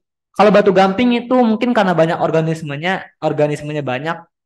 Kalau kurang tahu juga kenapa. Yang jelas batu gamping itu dia permeabilitasnya itu apa namanya tinggi gitu, mudah dilalui gitu. Dan juga reservoir dia juga punya porositas yang cukup tinggi. Kalau batu lempung dia itu selain karena butirnya kecil-kecil, yang dia itu sangat tingkat keras, batu lempung itu juga dia itu kadang tersejajarkan ya. Jadi itu air itu agak susah gitu untuk apa namanya, untuk naik, untuk melintas itu agak susah karena dia sejajarkan. Makanya dia tuh permeabilitasnya itu sangat tinggi Dan juga karena ukuran butir itu kecil-kecil, dia itu juga porositasnya juga itu sangat rendah. Impermeabilitasnya sangat tinggi, porositasnya sangat rendah. Makanya dia itu cocok untuk menjadi caprock. Tapi ada fakta uniknya. Kan batu penyejajaran batu Lampung itu kan membuat dia sulit untuk tembus air kan, tembus fluida. Tapi apabila dia terbalikan dan dia itu jadi seperti ini penyejajarannya pasca pengapukan, dia ini mudah untuk ditembus fluida. Jadi sifatnya itu kayak berkebalikan gitu. Tapi di antara keempat opsi ini yang paling kuat itu adalah batu lempung karena proses pembalikan itu kan adalah proses yang tidak normal ya, bukan keadaan apa ya, bukan keadaan yang awal yang basic. Jadi kita nggak bisa pakai itu sebagai opini gitu. Jawabannya itu adalah batu lempung untuk nomor 30. Untuk nomor 31 ada yang mau menjawab, ini juga cukup mudah. Dalam istilah kegiatan eksplorasi panas bumi, batuan yang dapat menyimpan meloloskan air atau fluid dalam jumlah yang signifikan karena memiliki proses yang cukup baik disebut, ini gampang banget tadi aku baru sebut. Ada yang mau jawab untuk soal nomor 31? Reservoir.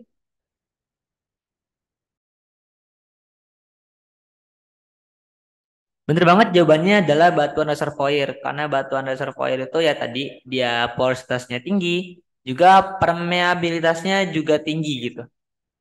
Makanya dia itu mudah untuk dijadikan ya karena dia itu merupakan batuan yang biasa itu menyimpan apa ya, menyimpan hidrotermal gitu dalam dalam sistem geotermal. Oke. Nomor 32.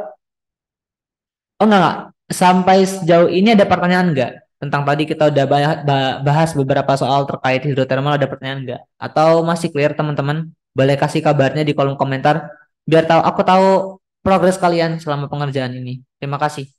Atau mungkin boleh on mic aja untuk ngasih kabarnya. Misal clear kak, kak masih bingung nomor sekian, kak aku bingung soal materi ini gimana guys?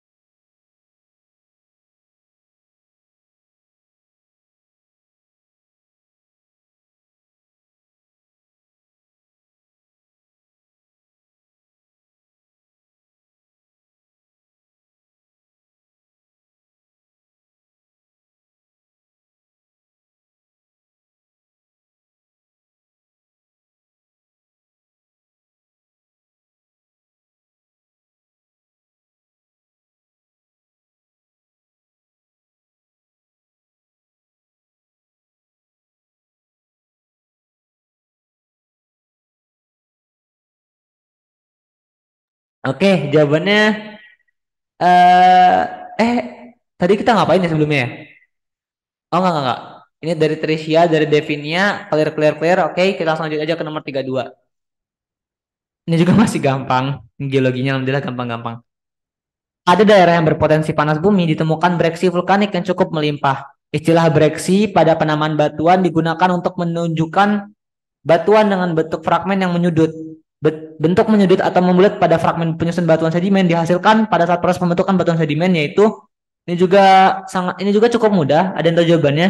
Sini kita berbicara tentang term kebundaran ya, roundness dan juga tentang sudutnya juga, tentang kebundarannya. Ini dia sini berdasarkan apa faktornya? Ada yang tahu? Transportasi.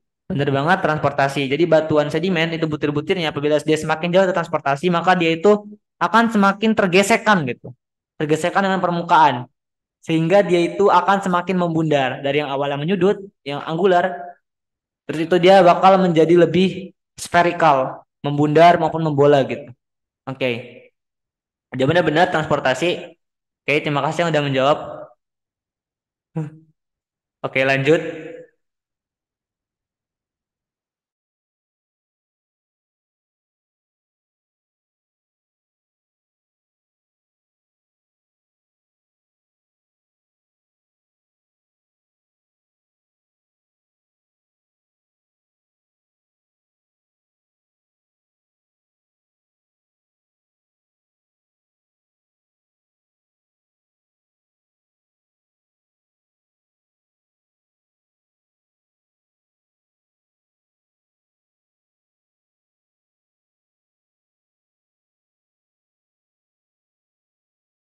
Lanjut nomor 33, perubahan komposisi.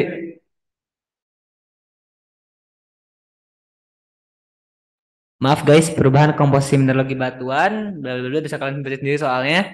Bla bla bla bla bla bla bla bla bla bla bla bla bla bla bla disebut. Ada untuk jawabannya untuk soal nomor 33. Alterasi. Oke, benar banget jawabannya. Entar gitu, Oh iya, benar benar benar benar alterasi. Di sini ada kata kuncinya. Ini ada key pointnya yang sangat jelas yakni mineral lempung. Jadi alterasi itu adalah perubahan suatu kondisi mineralogi ya pada mineral lempung gitu. Misalkan dia dari mineral hornblende menjadi mineral lempung kaolin atau dan lain-lain.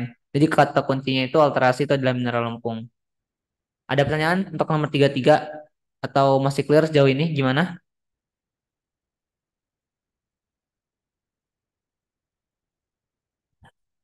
Masih clear kan ya guys ya untuk nomor 33?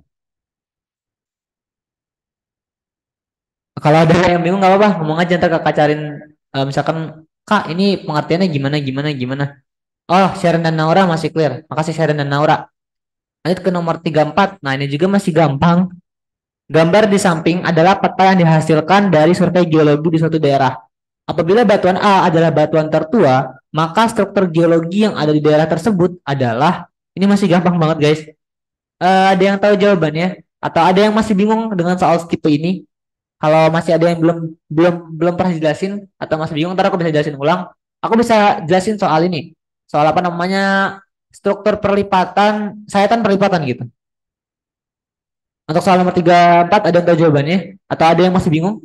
Boleh langsung kabarin.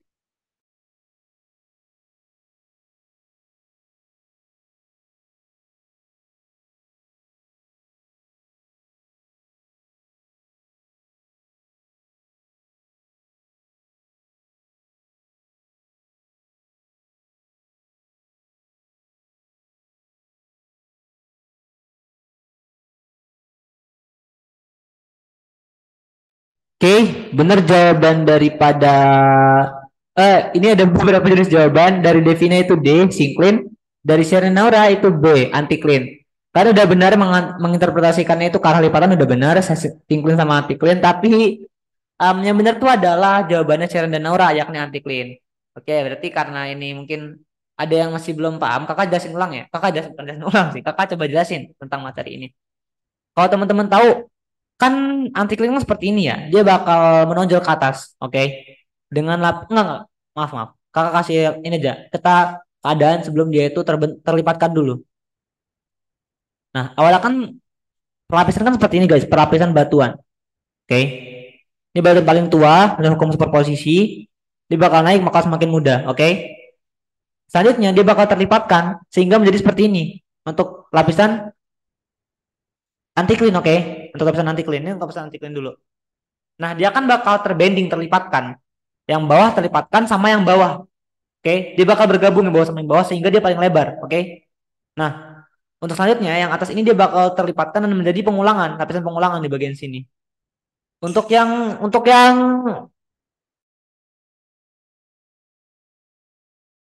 lapisan atas juga dia bakal terlipatkan juga dan bakal terjadi pengulangan juga. Nah, dia ini jadi lapisan ini kalau kita buat sayatannya, sayatan geologinya, dia akan jadi seperti ini, guys. Ini sayatannya ya. Ini kita sayat seperti ini, sayat bagian bawahnya ini. Set set set set set bakal jadi seperti ini. Jadi lapisan yang paling tengah itu adalah lapisan yang paling tua biasanya. Yang lapisan paling tua kan dia paling bawah. Dan juga lapisan tengah ini adalah lapisan yang paling tebal karena dia ini bendingnya itu dia bertemu gitu antara batuan bawah ini. Nah, dan juga karakteristik lainnya dia itu enggak paling kan bagian paling bawah kan paling lebar, paling tua dan juga karakteristik lainnya itu dia dipnya itu bakal saling bertolak belakang kemiringannya karena dia seperti ini. Set set set set set set set set gitu. Dia bakal saling bertolak belakang arah kemiringan dipnya. Oke, ini untuk kasus anti clean. Kalau dalam kasus syncline itu dia kebalikannya guys. Lebih cepatnya kebalikannya lah. Oke, ini kakak coba gambar ulang. Ini juga materi yang kakak baru dapat di pembinaan KSP ya, by the way. Sabar, aku cek-cek dulu. Ini soalnya lumayan banyak. Ada.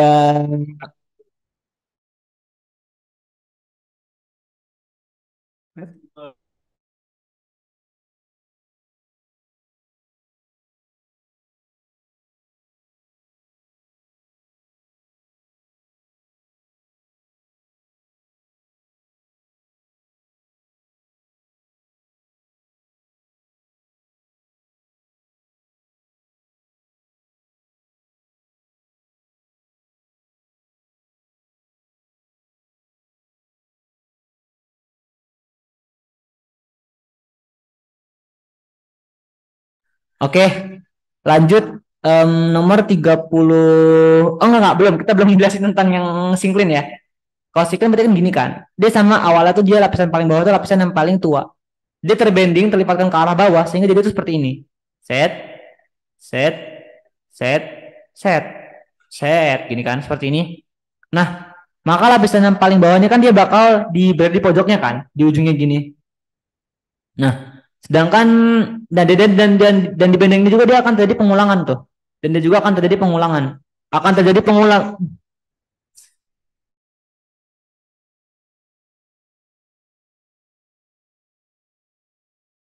Oke, bakal terjadi bending, tapi di sini bending nggak ada pertemuannya itu adalah yang atas sama yang atas gitu. Jadi yang atas itu yang paling mudah itu akan bending dan bertemu. Dan pelapisannya kalau kita buat sayatan, dia itu akan jadi seperti ini. Oke, sabar ya. Nah, untuk lapisan tengah, dia itu adalah yang paling kecil karena dia itu enggak. Untuk lapisan tengahnya dia itu bakal paling sempit. Mengapa demikian? Karena dia itu merupakan ini ya. Dan ini kan dari lapisan ini kan atas ini kan dia tidak terjadi pertemuan sehingga dia itu paling sempit. Kemudian lapisan ini, lapisan yang semakin ke kiri dan ke kanan dia itu akan semakin lebar. Karena dia itu bakal bendingnya itu semakin bertemu gitu kebalikannya. Juga lapisan tengahnya itu kebalikan dari antikline dia itu adalah lapisan yang paling muda. Karena dia ini adalah lapisan yang paling atas kalau kita lihat sayatannya. Kan sayatan dari sini ya guys.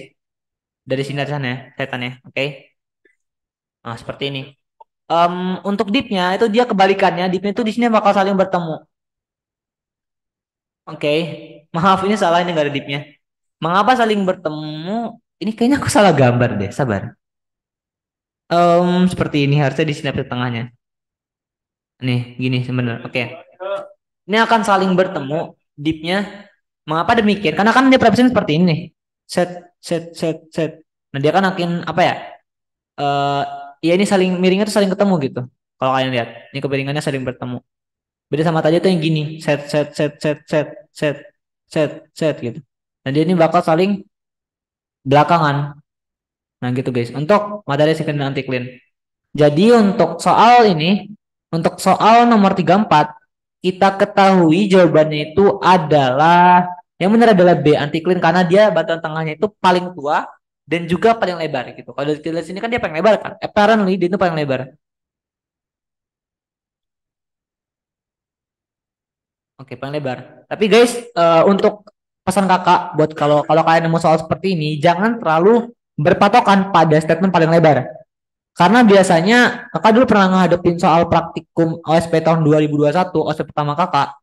Dulu tuh kakak ngeliatnya kakak kan dikasih ini kan, praktikum seperti ini, suruh gambar sayatan dari gambar yang persis kayak gini. Tapi ketika kakak lihat, nah,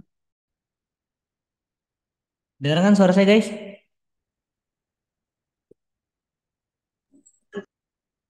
Oke, kita langsung lanjut aja ya, lanjutin ngerjain soal tadi. Maaf tadi aku nggak ngasih disclaimer kalau udah mau habis, soalnya tadi aku kasih kan menjelaskan. Oke, untuk soal nomor 34 tadi aku berpesan jangan terlalu berpatokan sama lebar ukuran singkapan yang kalian lihat itu. Karena pada kenyataannya, pada kasusnya itu bisa sangat bervariasi gitu. Jadi nggak semulanya itu bakal ngikutin apa namanya yang tadi kita anggap tengah itu paling lebar, semakin ke kiri dan kanan itu semakin sempit ataupun sebaliknya. Jadi kakak mau cerita dikit. Jadi dulu tuh tahun 2021 praktikum KSP itu tuh apa namanya soalnya itu sama seperti ini, persis seperti ini, dan itu dia lapisannya itu paling lebar ke samping. Nggak, lapisannya itu paling tua tuh yang di tengah benar. Tapi semakin ke samping itu dia tuh lebarnya tuh ngacak-ngacak gitu. Bahkan bisa kakak bilang, bisa kakak simpulkan semakin ke samping itu malah semakin sempit gitu. Semakin lebar gitu.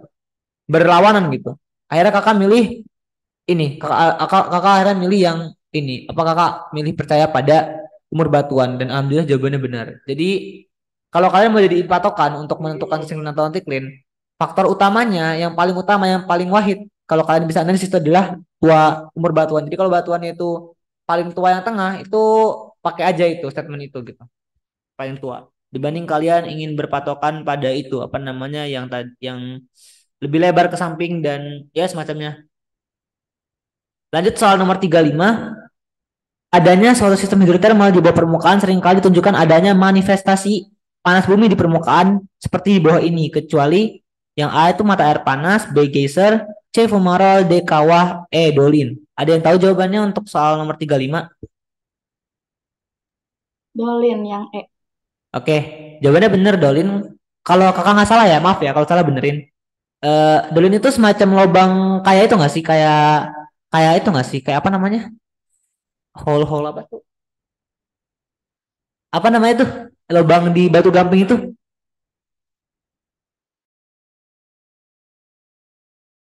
Apa namanya? Eh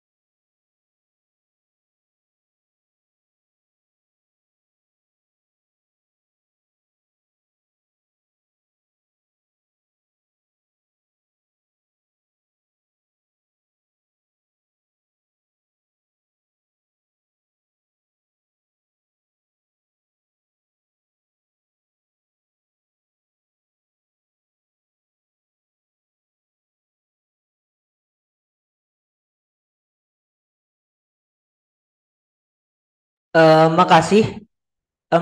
Apa Tricia atas jawabannya. Benar, tadi sinkhole ya. Kakak benar juga sinkhole. Dia sinkhole tuh dia itu adalah lubang yang ini ya. Yang dia itu bisa kita katakan tuh dia sempit, kemudian dia tuh dalam.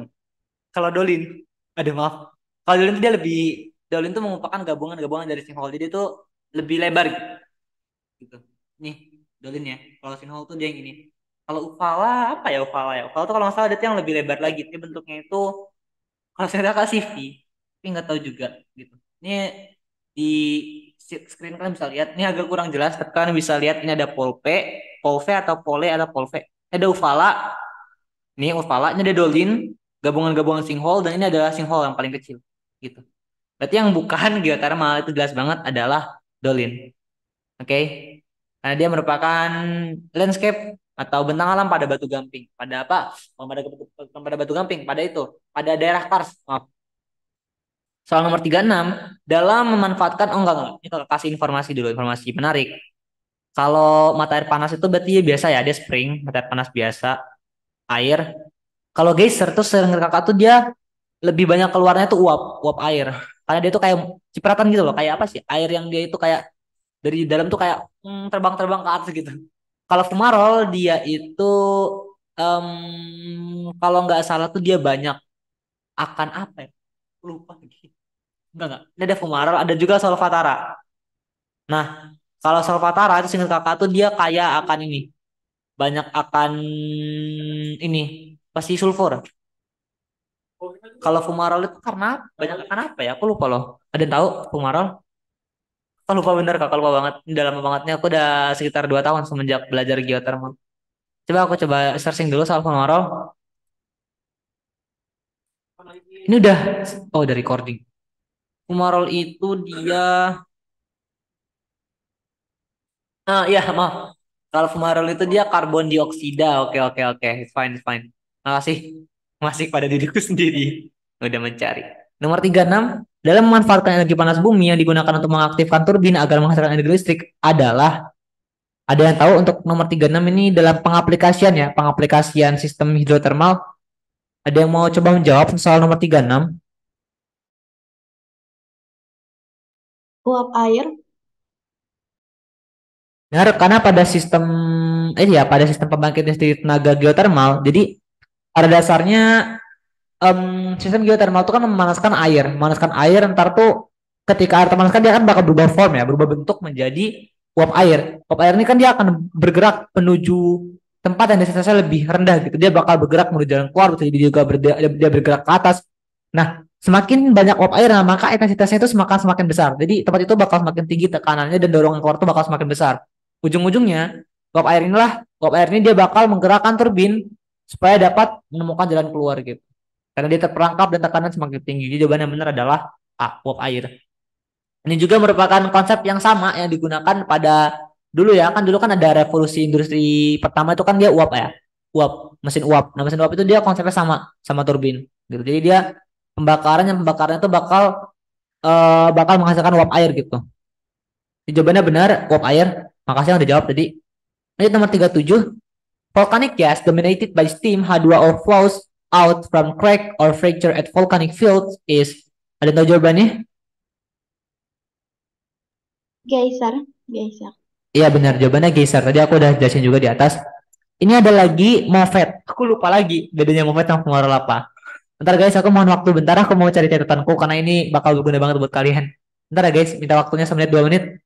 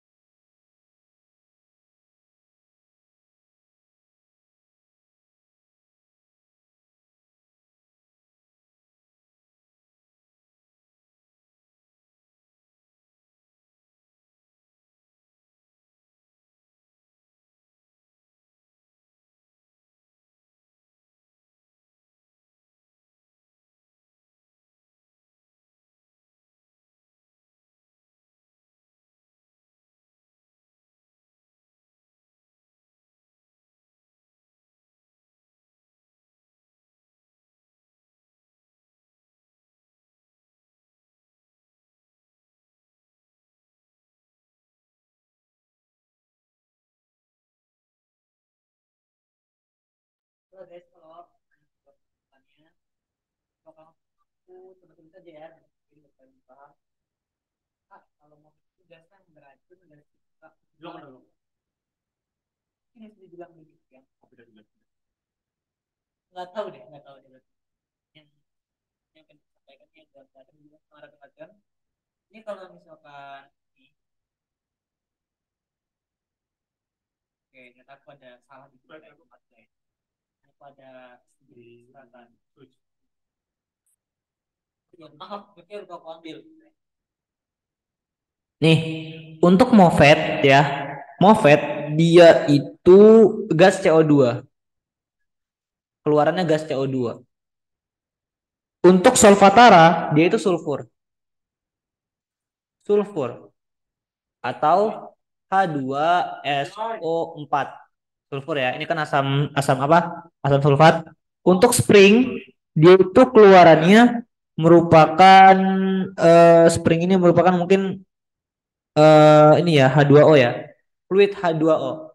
H2O dalam bentuk cair. Jadi kayak air panas gitu, pemandian air panas. Untuk geyser, dia itu gabungan daripada fluid dan juga steam, cair dan juga uap H2O. Dan ini plot twistnya. Fumarole itu merupakan steam, jadi bukan geyser. Steam dari H2O. Jadi fumarole itu isinya steam semua. Oke, jadi jawabannya untuk soal nomor 37, dia kan steam ya. Steam dominated, berarti jawabannya adalah fumarole. Maaf guys, tadi aku sempat lupa. Yang dari Google tadi kan ada CO2 ya. Mungkin dia agak apa ya, agak macam-macam, bisa dari itu juga. Fumarole bisa keluarnya tuh bisa H2O, bisa juga CO2 gitu. Tapi dia murni, dia isinya adalah steam semua gitu. Jadi jawaban kita adalah fumarole untuk nomor yang D ini. Tadi ada lagi nggak yang sebelumnya tadi? Ya benar, ini benar juga Mas Ian. Oke, masih benar semua. Lanjut, ini ini kalau mau kalian SS nggak apa-apa. Ini kenapa screenku hilang? Oh, ini kalau mau kalian SS nggak apa-apa untuk catatan. Nomor 38, manifestasi panas bumi berasosiasi dengan keberadaan gunung api. Gunung api yang ada di Indonesia secara umum berupa gunung api strato, disebut juga gunung api komposit yang berbentuk kerucut. Karakteristik gunung api seperti ini terkait dengan hal di bawah ini, kecuali kerucut itu berarti dia bersifat asam menengah, ini benar. Ini masih benar ya, oke. Jadi gunung api yang terletak pada zona subduksi, benar juga, benar banget. Terus hanya oleh aliran lava. Aliran salah banget, karena dia nggak cuma aliran, tapi dia ada bentuk eksplosifnya juga, oke. Ini salah. D. Magma keluar tidak hanya melalui kawah saja, tetapi dapat juga menembus dinding gunung api. Ini bisa juga, masih mungkin untuk terjadi. Alasannya mungkin bersifat eksplosif. Ini benar juga. Ini paling benar yang E malah. Yang kecuali itu adalah berarti yang C. Ini aku percepat guys, karena kita udah jauh melewati batas daripada pertemuan kita. Nomor 39. Survei geofisika diperlukan dalam penelitian potensi panas bumi untuk menggambarkan bentuk atau struktur geologi di bawah permukaan berdasarkan variasi medan panas bumi yang muncul akibat perbedaan jenis batuan adalah penelitian potensi panas bumi menggambarkan struktur geologi berdasarkan variasi medan gravitasi. Berarti pakai metode gravitasi kok nggak ada? Ya ini metode gaya berat merupakan nama lain daripada metode gravitasi. Nomor 40. Energi panas bumi memiliki banyak keunggulan seperti di bawah ini, kecuali yang A, ramah lingkungan karena polutan dasar sangat lebih kecil, benar juga. Yang B, terbarukan karena yang benar juga. Yang C, tidak berkelanjutan karena sumber panas bumi berumur pendek. Ini salah, ini bukan keunggulan, ini kekurangan. Jawabannya yang C. Mudah sekali. Oke, ini soal esai. Gimana ya? Ini bisa dijawab, sebenarnya bisa dijawab pakai, ini bisa jawab pakai kimia biasa. Dan ini bisa dijawab pakai ini ya, yang nomor 4 ini pakai rumus ini kalau nggak salah. Kakak nggak tahu bener apa enggak, tapi seingat kakak ini bisa dijawab pakai rumus ini. Pakai hukum Bernoulli. Jadi kalian nggak tahu deh hukum Bernoulli, bukan, kalau lupa juga. Untuk esai geologi, kalian ntar bisa kerjakan sendiri di tugas buat kalian. Ntar kirim ke kakak lewat WhatsApp deh kalau mau ngumpul, biar ntar kakak koreksi jawabannya bener apa enggak. Mungkin cukup sekian ya untuk pertemuan kita kali ini, karena udah jam berapa nih? Udah jam 17.34 juga, udah sore, udah mau maghrib. Makasih banyak atas perhatian teman-teman. Kakak akhiri. Oh ya, kita bakal tebak-tebakan, boleh nggak? Tebak-tebakan sebelum balik nih, sebelum tebak-tebakan yang tadi ngebuat kakak sama teman-teman kakak pada ketawa. Lewat chat, boleh juga langsung ngomong ya, oke? Bentar. Nah, kalian tahu kan? Kalian kalau nonton Naruto tuh kan tahu tiga sanin besar dari desa Konohagakure yang merupakan murid dari Hokage ketiga. Kan ada macam-macam tuh kayak Jiraiya dan teman-temannya. Kalau kalian nggak tahu, bilang nggak tahu aja ya. Nih, jadi nih eh tiga sanin besar, tiga sanin besar yang maaf nih, rusak-rusak. Nih, dengarkan suara kakak. Halo, tes tes. Nah, tiga Kebilang, sanin Kak. besar yang dia itu orang Sunda. Apa hayo? Tahu nggak jawabannya? Dia termasuk tiga sanin besar, tapi dia orang Sunda.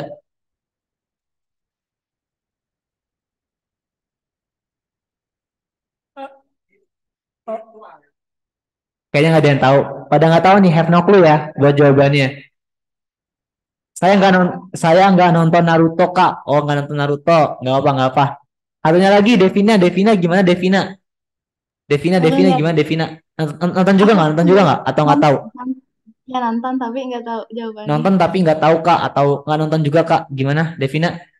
Aku nonton tapi nggak tahu Gimana jawabannya. nggak kedengeran? Nonton tapi nggak tahu jawabannya. Gimana? Maaf, maaf, maaf, maaf. Devina, boleh ngomong lagi? Tadi kakak lupa ganti speaker. Aku nonton tapi nggak tahu jawabannya. Yang mendekati tahu nggak? Tapi tahu nggak? Tiga Sanin itu siapa aja? Udah lama ini sih, nontonnya udah lama. Kan tiga Sanin itu kan ada Jiraya, Adik, lagi itu ada yang orang Sunda. Namanya itu, namanya itu Orochimaru. Oke, makasih guys. Sampai sampai jumpa. Yang soal-soal nggak paham, bahas sama Kak Novel aja. Makasih Kak Airi. Orochimaru. Wassalamualaikum warahmatullahi wabarakatuh.